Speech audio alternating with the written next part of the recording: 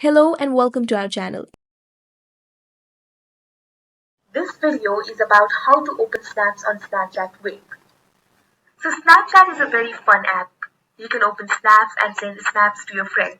But whenever you try to open a snap in your Wave, it says open with your mobile app to view. So to solve this problem, first of all let's log in to your Snapchat in Wave.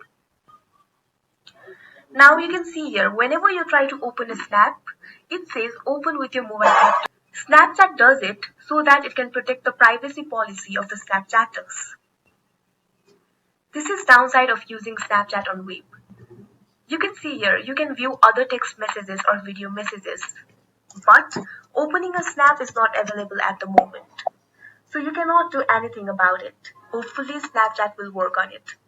I hope you found this video helpful. Make sure to like, share and subscribe to our channel. Thank you for watching.